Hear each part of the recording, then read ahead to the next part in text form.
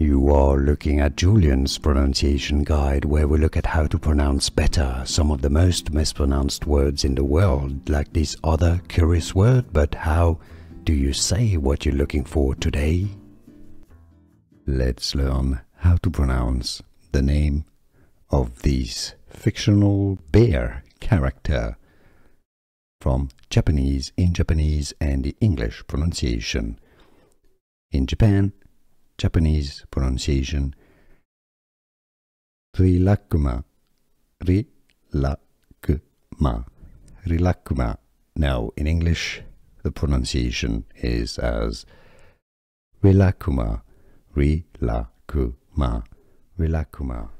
Here are more videos on how to pronounce more confusing words and names too many mispronounced. Like this video if you found it useful. I appreciate your support. I'll see you soon and thanks for watching.